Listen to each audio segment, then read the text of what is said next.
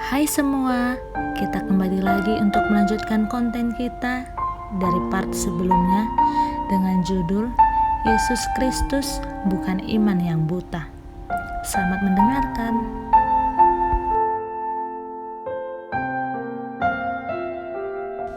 Ketika kita menghadapi klaim-klaim tentang Kristus, hanya ada 4 kemungkinan.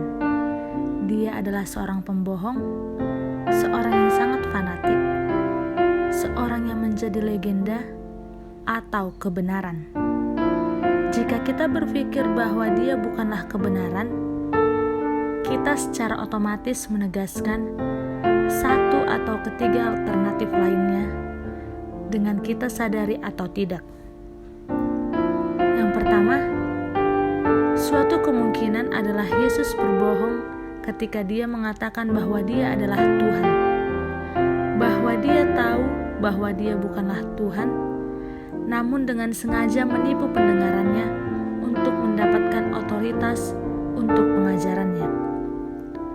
Jarang sekali jika ada seseorang dengan serius memegang keyakinan ini.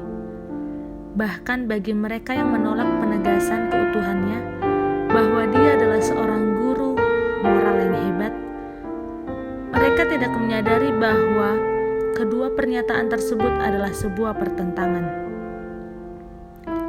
Yesus besar kemungkinan adalah seorang guru moral yang hebat jika pada poin yang paling krusial dari pengajarannya, identitasnya, dia adalah seorang yang berbohong. Yang kedua, seorang yang baik hati. Walaupun tidak ada kemungkinan yang sedikit tidak mengejutkan bahwa dia adalah seorang yang tulus hatinya, namun hanya merupakan penipuan diri. Kita memiliki satu sebutan saat ini untuk seorang yang berpikir bahwa dia adalah Tuhan. Sebutan tersebut adalah fanatik. Dan tentu saja akan diletakkan pada Kristus jika dia telah tertipu dengan semua persoalan-persoalan penting ini. Namun ketika kita melihat kehidupan Kristus, kita tidak melihat bukti adanya keabnormalan dan ketidakseimbangan pada seorang gila. Sebaliknya, kita menjumpai ketenangan besar dalam menghadapi tekanan. Yang ketiga, alternatif ketiga adalah semua pembicaraan tentang klaimnya sebagai Tuhan adalah sebuah legenda. Apa yang sebenarnya terjadi adalah pengikut-pengikutnya yang antusias pada abad ketiga dan keempat menaruh kata-kata pada mulutnya yang akan mengejutkan untuk didengar. Jika dia kembali, dia tidak akan mau mengakui mereka. Teori legenda telah secara signifikan dibuktikan salah seorang penemuan-penemuan arkeologi modern. Hal ini telah menyimpulkan bahwa keempat biografi Kristus ditulis semasa dengan Kristus. Beberapa waktu yang lalu, Dr. William, seorang arkeolog terkenal yang sekarang telah pensiun dari Universitas Johns Hopkins, mengatakan bahwa tidak ada alasan untuk percaya pada Injil-Injil yang ditulis setelah tahun 70 Masehi.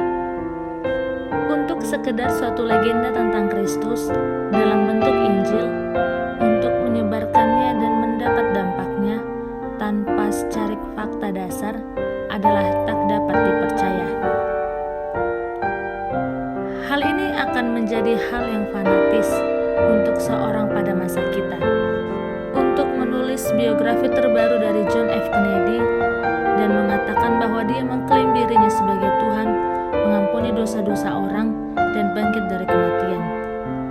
Suatu cerita liar seperti itu tidak akan pernah terangkat ke permukaan karena masih ada terlalu banyak orang-orang di sekitarnya yang mengenal Kennedy.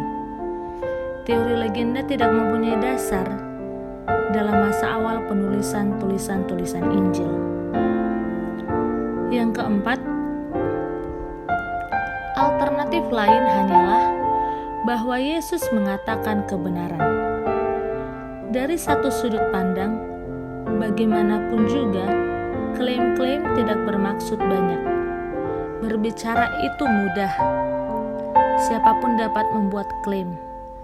Telah ada yang lain juga yang mengklaim dirinya sebagai Tuhan.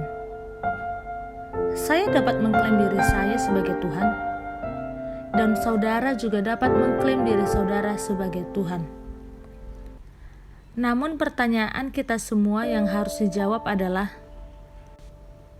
mandat apa yang kita bawa untuk membenarkan klaim kita? Hal itu mungkin tidak akan berbuat banyak hanya untuk mengalahkan klaim-klaim saudara. Namun ketika hal itu sampai pada Yesus di Nazaret, hal itu bukanlah hal yang mudah. Dia memiliki mandat-mandat untuk mendukung klaim-klaimnya.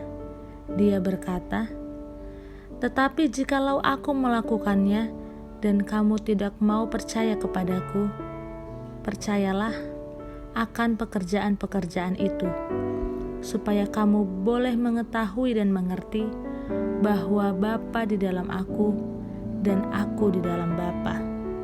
Dapat kita lihat dalam Yohanes 10 ayat 38.